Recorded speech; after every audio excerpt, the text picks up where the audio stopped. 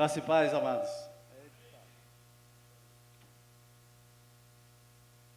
Boa noite, queridos. Glória a Deus. Vamos respirar fundo aí, vamos voltar para a terra, amém? Amém. Desce daí de onde você está. Som. Muito ainda, viu? Você abrisse a sua Bíblia comigo no livro de Jeremias, capítulo 1.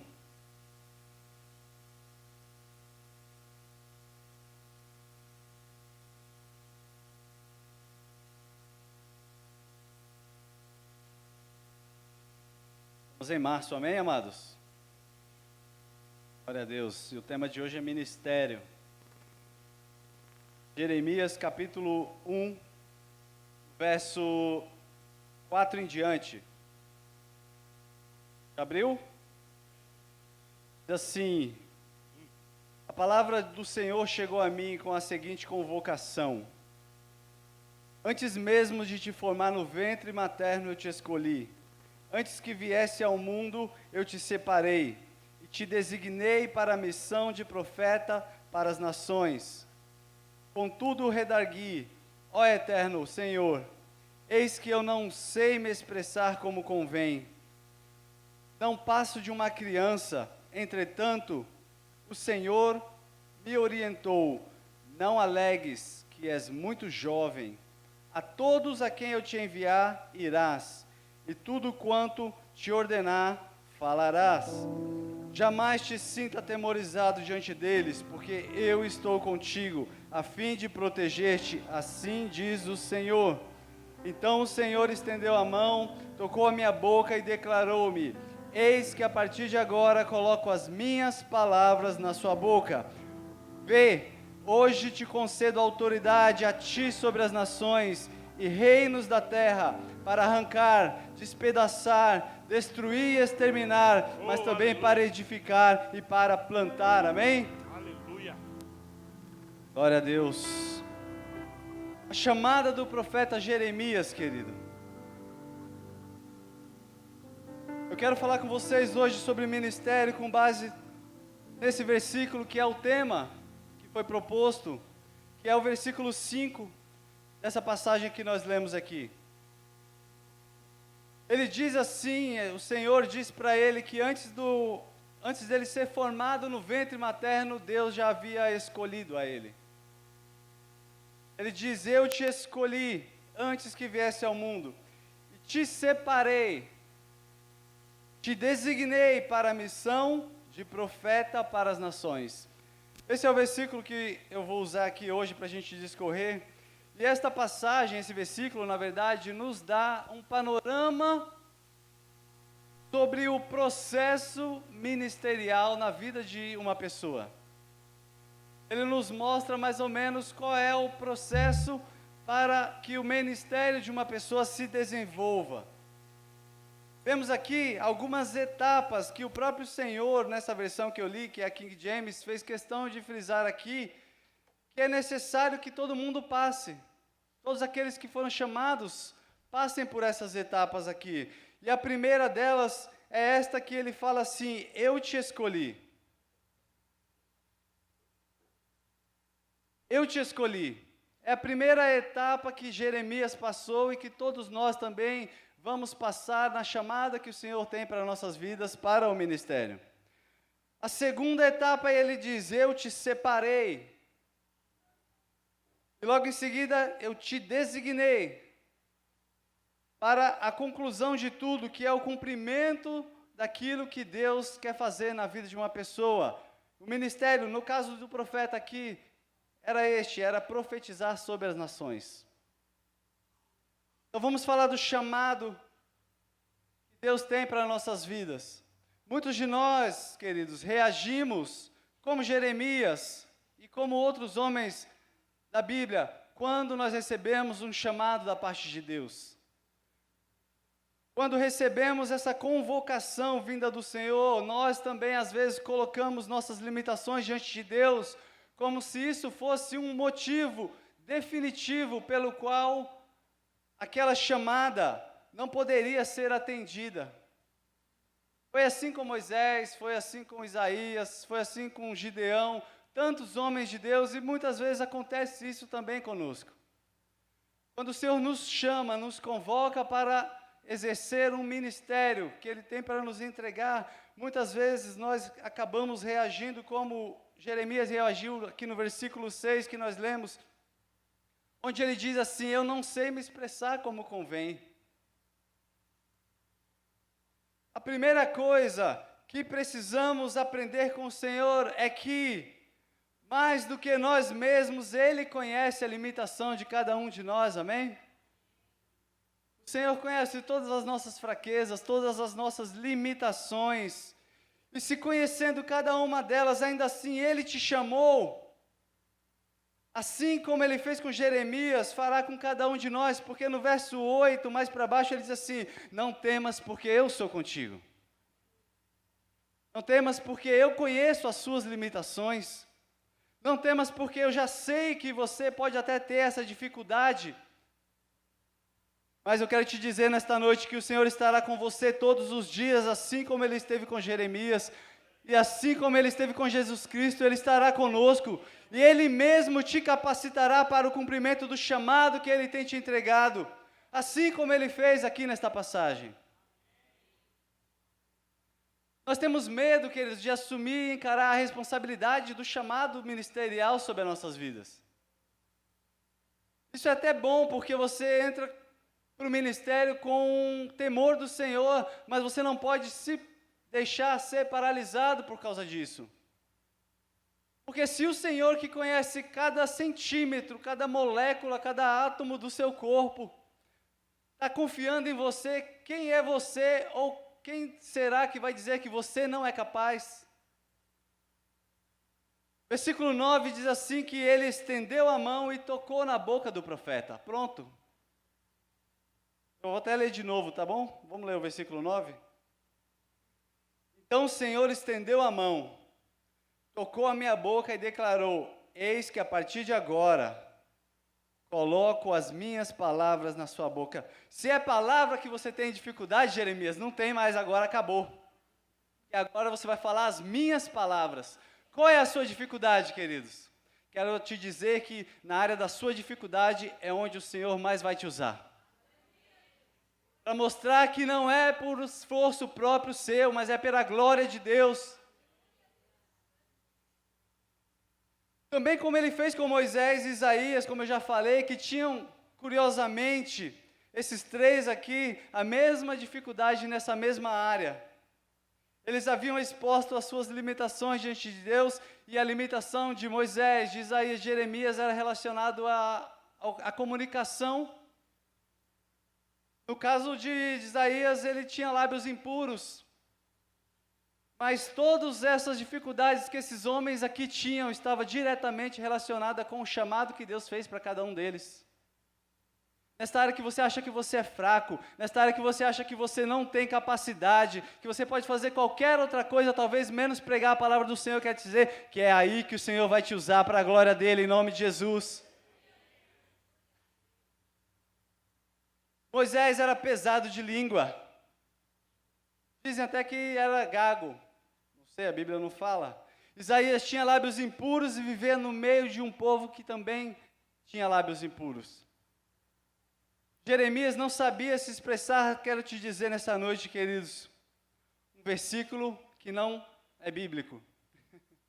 E muita gente coloca ele na Bíblia assim, ele está lá: Deus não escolhe os capacitados, mas capacita os escolhidos. Isso é uma verdade. Isso é uma verdade. O entendimento nessa frase aqui está correto em parte. Porque Deus, com certeza, Ele chama também aqueles que se preparam e se capacitam. Mas Ele também chama aqueles que não estão capacitados no momento, mas Ele capacita estes depois, porque eles foram escolhidos por Deus.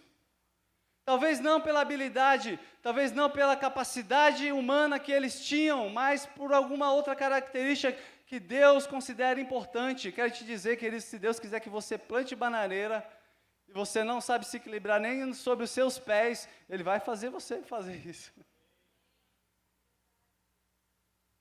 Se Deus quiser que você faça algo que você ache que pela sua capacidade é totalmente impossível, queridos, Deus vai te capacitar nessa noite. Quero perguntar para você aqui, quem hoje quer receber de Deus um ministério na sua vida?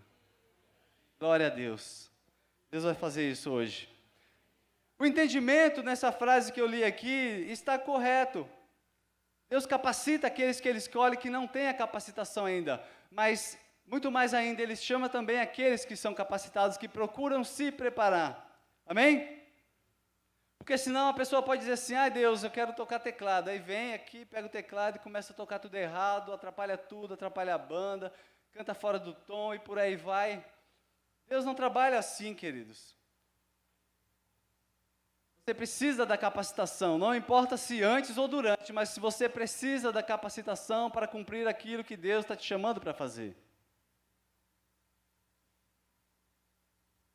É a sua disposição e não a sua perfeição que vai te qualificar para o chamado. Quando você está disponível para Deus, Ele te leva, queridos, a lugares que você nunca sonhou, para fazer coisas que você nunca imaginou.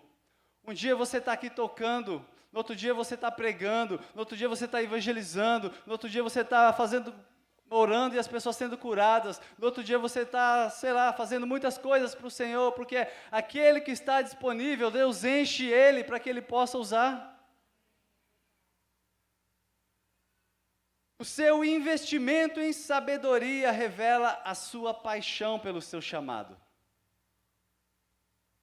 Se você tem um chamado de Deus na sua vida, se você quiser avaliar esse chamado, como você está desempenhando isso que o Senhor tem te entregado, eu quero te dizer para você assim, que o quanto você investe nele, vai te mostrar o quanto você considera esse chamado importante. O seu investimento em sabedoria, como? Estudando, procurando mais conhecimento, procurando fazer melhor, cada dia melhor, se desenvolver na área que você faz, o seu ministério. Isso vai te mostrar o quanto de paixão tem por você nesse chamado que o Senhor te entregou. E se você não se dedica, talvez você deva avaliar se você está realmente cumprindo o chamado do Senhor para a sua vida.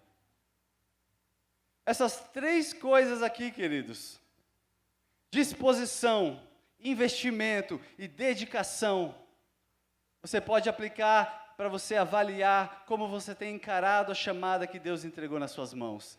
Disposição, investimento e dedicação vão te mostrar se você está no caminho certo.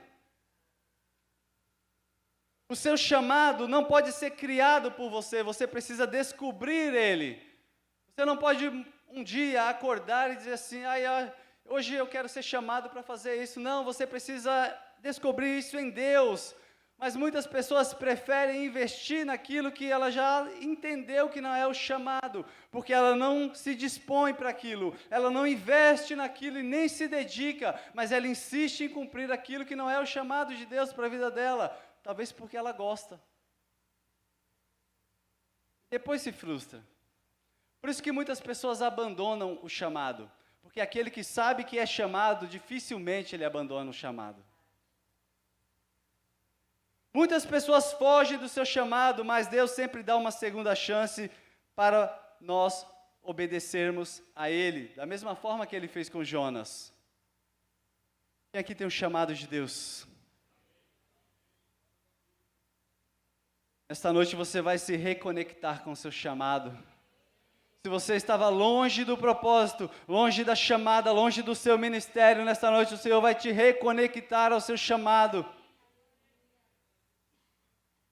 A segunda coisa que o Senhor falou para Jeremias, eu te separei. Todo aquele que é chamado precisa ser separado, treinado, testado e provado naquilo que está fazendo. Ser separado, amados, significa também ser santo. Porque sem santidade não há ministério que sobreviva. Sem santidade não há ministério que permaneça de pé.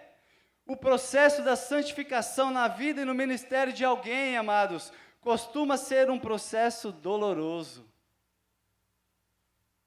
E ele leva um certo tempo. Ah, então eu não posso exercer o chamado que Deus me deu? Você está no processo, mas você está exercendo o chamado que Deus te deu. Mas não é porque você já está exercendo que você já está no top, que você já alcançou 100% da capacidade que Deus quer colocar em você. Você precisa se permitir passar pelo processo, como a Alessandra estava falando aqui. É a santificação, é a preparação, é o treinamento. E também tem as provas.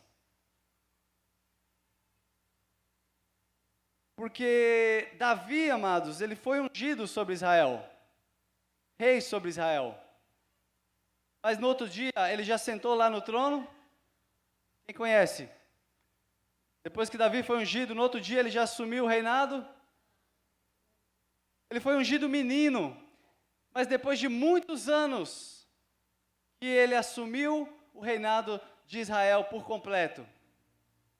Depois de muito tempo, que ele assumiu realmente, que aquele chamado começou a se estabelecer, aquele ministério, vamos dizer assim, foi entregue na íntegra para ele. Abaixa aqui no retorno, pode deixar mais abaixo aqui um pouquinho. Eu quero dizer para você que cumprir e se preparar para o chamado, queridos, pode te custar tudo. Tudo que você considera importante. Por isso que você não pode assumir um ministério, um chamado equivocadamente. Porque vão ser necessárias renúncias, vão ser necessárias, queridos, você abrir mão de muitas coisas. Se você quiser ter êxito. Porque senão você pode ficar como muitas pessoas. O ministério falido. Não que nós entremos no ministério para ter sucesso, mas nós queremos fazer aquilo que Deus nos chamou para fazer. O êxito que nós podemos ter no ministério não é o reconhecimento das pessoas, mas é você estar fazendo 100% aquilo que Deus te mandou fazer, nem que aquilo que Deus te mandou fazer seja limpar a igreja, nem que aquilo que Deus te mandou fazer seja ser músico, nem que aquilo que Deus te mandou fazer seja evangelizar, seja abrir uma célula, seja ministrar. Não importa o que seja, desde que você esteja fazendo tudo aquilo que Deus te chamou para fazer. E para você conseguir fazer isso, você vai precisar, queridos, abrir mão de muitas coisas. O que você considera valioso na sua vida, isso vale mais para você do que a chamada que Deus tem para você? Sua casa, seu trabalho? Será que isso vale mais do que a chamada que Deus tem para te entregar? Queridos, quero te dizer que o êxito na chamada com Deus vai te custar tempo, vai te custar recursos financeiros, vai te custar abrir mão da presença de pessoas, vai te custar abrir mão de ir para alguns lugares, de fazer algumas coisas, de ter alguns lazeres, alguns prazeres. A capacitação para o chamado levará tempo e o seu chamado vai exigir de você nada mais, nada menos que a sua total atenção. Mas se você realmente acha, acredita, tem certeza que Deus te separou e te capacitou, eu quero te dizer que nada, nem ninguém, além de você, poderá paralisar a chamada que Deus tem para a sua vida. Se você tem convicção do seu chamado, e você vai estar disposto a fazer o que for necessário para cumprir esse chamado, para que esse ministério se cumpra na sua vida, nada vai poder te parar. Outra coisa que Deus falou para Jeremias: eu te designei. Essa palavra não é comum para nós. E aí eu fui lá no dicionário ver direitinho o que é que ela significa. E o dicionário definiu assim, é a ideia de realizar algo. É uma intenção, mas a palavra principal que eu achei aqui, que simboliza, que significa o desígnio, é o propósito. Deus estava falando para Jeremias: olha, eu te escolhi. Eu te separei, te preparei, vou te santificar. Mas não é para você ficar bonitinho na prateleira, não. Tem um propósito. Tem um propósito para isso. O chamado que Deus te deu, quero te dizer para você que tem um propósito santo da parte de Deus. Muitas coisas vão acrescentar na sua vida você cumprir o chamado que Deus te deu. Você cumprir o propósito que Deus te entregou, vai trazer muitos benefícios para você, vai abrir muitas portas, mas existe o propósito central daquele chamado que Deus te entregou. E para a vida de Jeremias, era ser profeta sobre a nação de Israel. O desígnio de Deus para a sua vida vai sempre estar profundamente ligado ao seu chamado. Não tem como você achar que você está vivendo o propósito de Deus para a sua vida, se você abandonou a chamada que Ele te fez. Se você abandonou o ministério que Deus te entregou. Porque através do ministério, você vai cumprir os desígnios que Deus tem para a sua vida. Por isso que diz,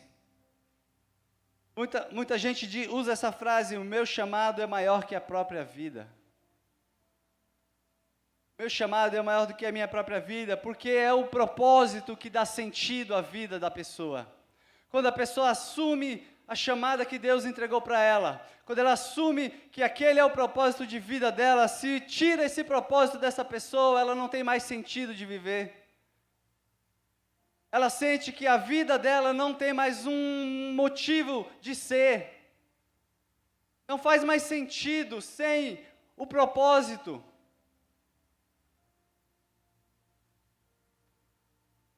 O desígnio de Deus muitas vezes é a única razão que nós temos para viver. Cumprir o propósito que Deus estabeleceu para a sua vida. Essa deve ser a sua maior motivação da sua vida. Somente você também, queridos, é capaz de cumprir os desígnios que Deus estabeleceu para você. Não adianta, não vai ter ninguém que vai fazer aquilo que Deus disse que era para você fazer. Pode ter pessoas que vão fazer parecido, pode ter pessoas que vão fazer além do que você faria, pode ter pessoas que vão fazer menos do que você faria, mas se você não fizer aquilo que Deus te designou para fazer, aquilo vai ficar sem ser feito. O desígnio, queridos, é algo que Deus entregou para cada um individualmente. O propósito de vida é algo que Deus tem para cada um de nós, e ninguém pode viver o seu propósito de vida. Lógico que Deus não vai privar as outras pessoas, por exemplo, de conhecer a salvação, porque alguém não quis ir. Ele vai mandar outro lá. A obra do Senhor não vai parar por causa de pessoas. Mas um desígnio deixou de ser cumprido, um propósito de Deus foi paralisado, porque alguém abriu mão do propósito que Deus tinha para a sua vida.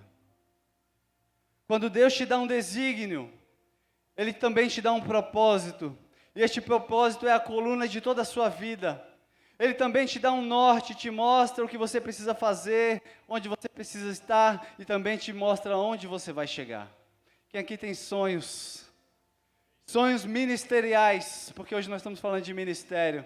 Quero te dizer para você que se você decidir caminhar debaixo dos propósitos que Deus tem para você, você vai conquistar em nome de Jesus. Você vai conquistar os propósitos que Deus colocou no seu coração, os sonhos ministeriais que Ele te deu. Se estiverem alinhados com desígnios de Deus para a sua vida, você vai alcançar cada um deles em nome de Jesus. Porque o Senhor te diz nesta noite, não temas, eu sou contigo. Pode aplaudir a Ele mesmo.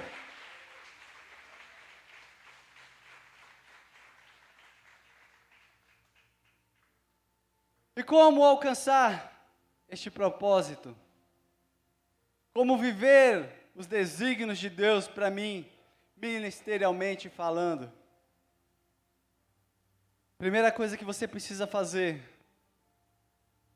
é reconhecer o seu chamado. Começar a caminhar em direção ao seu propósito. Por último, que Deus falou aqui com Jeremias, depois de ele dizer para que ele havia escolhido o profeta, o separado, e tinha dado um sentido para a sua vida, um propósito para a sua vida, Deus disse assim, tudo isso é para cumprir o ministério de profeta sobre a nação de Israel.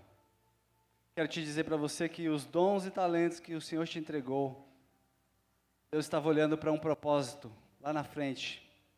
Deus entregou capacidade para você, querido, para fazer coisas que às vezes só você aqui, neste bairro, nesta igreja, em São Paulo, é capaz de fazer. Ele entregou algo para Jeremias, disse assim: tudo isso aqui que eu vou fazer na sua vida é para que você cumpra o meu propósito e seja profeta sobre a nação de Israel. Eu quero usar um exemplo aqui para a gente poder falar sobre o ministério. 1 Reis 19. Você pode abrir, por favor? Eu vou ler rapidinho. Eu já estou acabando.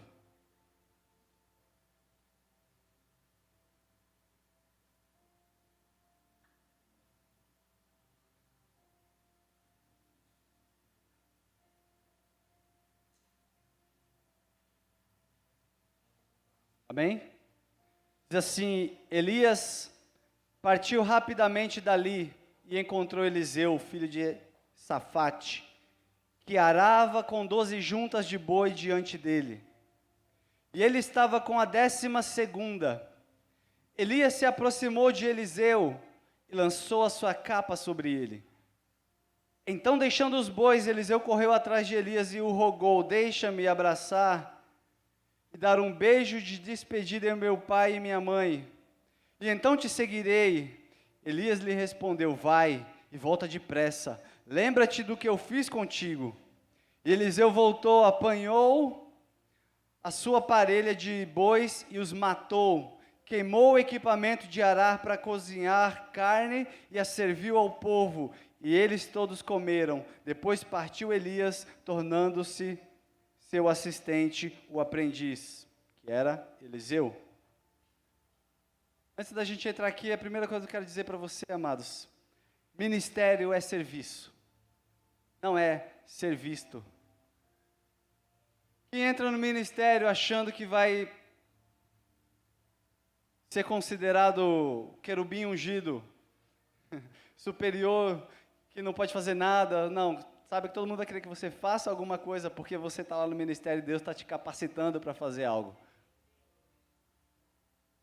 É para isso, o ministério é serviço, queridos. Como eu posso saber se eu estou sendo chamado? Vamos falar aqui sobre essa passagem. Eliseu, ou melhor, por que Deus chama as pessoas? Como Deus faz essa seleção? Por que Deus chamou Eliseu? Primeiro ponto: Deus não chama os desocupados. Eliseu estava arando a terra. E Deus, através da vida de Elias, viu, porque Elias já estava praticamente desistido. Naquela época ali, já começou Jezabel a perseguir ele. E Deus falou assim: eu preciso de um profeta que pega a mão no arado e não olha para trás. Eliseu estava atrás da 12ª junta de boi, todas as juntas iam na frente dele, e ele com o arado seguia, arando a terra, trabalhando ali. Eliseu não estava à toa no momento do seu chamado, ele estava trabalhando, pegando no pesado, estava arando a terra para uma colheita. Isso tem um significado, porque se nós queremos colher algo, antes nós temos que plantar. Você quer colher um ministério? Qual é o ministério que você quer colher? O que você gostaria, como você gostaria de servir ao Senhor, e o que você tem plantado para que Deus faça isso na sua vida? Existe um comentarista bíblico que disse uma vez: Elias encontrou Eliseu por ordem divina, mas não o encontrou na escola dos profetas, encontrou ele no campo. Não lendo, orando ou sacrificando, senão arando a terra. O que você quer fazer para o Senhor, queridos? O que você quer fazer para o Senhor? Alguém aqui quer trabalhar para o Senhor? Alguém que não está ainda fazendo a obra do Senhor? Quero dizer para você, começa. Depois Ele vai te confirmar no ministério. Começa a ganhar almas, começa a cuidar de pessoas, começa a estudar a Bíblia, começa a escrever pregação, começa a evangelizar. O que você quer fazer para o Senhor? Começa, não espera. Ele não chama os desocupados, e sim aqueles que têm compromisso. O próprio Jesus disse: Quem for fiel no pouco, no muito vai ser colocado. Está lá em Mateus 25. A segunda coisa que Eliseu fazia, ele cumpria princípios. Nós lemos lá que após ele ser chamado por Elias, a primeira coisa que ele fez foi pedir permissão para ir até os seus pais. Quero te dizer que quem não cumpre princípios, queridos, não recebe chamada de Deus, não recebe ministério da parte de Deus, não pode assumir ministério da parte de Deus. Quem quebra princípio, queridos, não pode assumir responsabilidades em nome de Deus. Essa atitude demonstra que ele não tinha problemas em honrar as autoridades. Ele voltou para honrar pai e mãe, porque isso é um princípio bíblico. Ele não poderia simplesmente naquele momento largar tudo e sumir. Ele falou, não, peraí, eu vou, mas primeiro só me deixa me despedir dos meus pais. Eu vou honrar aqueles que cuidaram de mim, cuidaram da minha vida todos esses anos. Terceiro ponto, ele não era apegado. Após ele se despedir dos seus pais, Eliseu matou os animais e com as madeiras do que ele usava para arar a terra, ele fez um churrasco e ofereceu ao povo. O que essa atitude demonstra, amados? Primeira coisa, um desapego total ao que é material. Um desapego total às coisas materiais. Muitas vezes nós estamos tão agarrados às coisas que não conseguimos nos envolver na obra de Deus, mas mesmo assim queremos assumir o ministério. Assumir o ministério. Ah, mas eu não tenho tempo. Assumir o ministério, abre uma célula. Ah, mas eu não tenho tempo de estar lá porque eu trabalho muito. Assumir o ministério. Ah, mas eu não posso. Tenho a faculdade. Tenho que cuidar de tanta coisa. Tenho os filhos. Tenho meus estudos. Porque se eu não trabalhar, quem vai me sustentar? Muitas vezes as pessoas entram no ministério, mas estão muito apegadas às coisas materiais, e deste jeito não há como você exercer aquilo que Deus tem para a sua vida. Por quê? Porque exige renúncias mesmo. Outra coisa que ele nos ensina é que ele se desligou de todo o seu passado. Ele matou aqueles animais e ele falou assim, eu não vou ter nenhum plano B. Meu único plano vai ser cumprir o propósito e a chamada que Deus tem para a minha vida. Eu não vou deixar um escape. Eu não vou pensar assim, porque se não der certo esse negócio de ser profeta, eu volto aqui, pego meus carros e continuo. Ele não tinha um plano B, ele falou, eu nem quero ter uma segunda opção, porque eu quero estar focado no propósito que Deus tem para a minha vida. Queridos, essa convicção que estava sobre a vida de Eliseu, eu acho que foi o fundamental para que Deus escolhesse ele, porque Elias estava desistido, estava quase desistindo, ele estava achando que ele era o último, que não tinha mais ninguém, coitadinho dele por causa disso. O que falta para muitos de nós é exatamente isso, se desligar do passado, porque muitas vezes nós deixamos aquele stand-by, aquela segunda opção, e quando o ministério começa a não ir bem, você fala, mas eu nem queria isso mesmo. Ou então você enfrenta alguma dificuldade no ministério, você fala assim, mas eu não preciso disso, eu não preciso passar por isso. Eu poderia me dar muito bem no meu trabalho, eu poderia ser muito bem sucedido fazendo aquilo, a minha profissão. Eu não preciso do ministério. Mas com Eliseu não. Ele não tinha essa segunda opção, ele não quis ter esse stand-by. Porque ele falou assim, eu vou focar na chamada de Deus para a minha vida. E por último, para a gente encerrar, depois disso ele serviu e seguiu a Elias. Algo que chama a atenção na vida ministerial de Eliseu é que ele realmente serviu. Porque quando ele era mencionado, falava assim, é aquele moço que derrama água nas mãos, nos pés do profeta Elias. Ele estava ali para servir, querido. Não pense que no seu ministério você vai começar lá em cima, não. Você tem que começar por onde aparecer a oportunidade para você começar. E ali você tem que ser feliz, fazendo o melhor, procurando agradar o Senhor da melhor forma que você puder, fazendo aquele ministério como se fosse a coisa mais importante da sua vida. Ah, mas aqui eu não vou ser visto. Você quer ser visto ou você quer servir ao Senhor? 2 Reis 2, 1, 12 diz, para você ver o quanto Eliseu estava disposto na direção de Elias: vive o Senhor e vive a tua alma, que eu não te deixarei. Elias mandava Eliseu se afastar dele um pouquinho, ele falava: eu não te deixarei. Se você quer ter um ministério de sucesso, cola na vida do seu líder. Cola na vida do seu líder, anda junto dele, bebe da fonte que Deus colocou na sua vida, e você vai ser bem sucedido. Você pode aplaudir ao Senhor?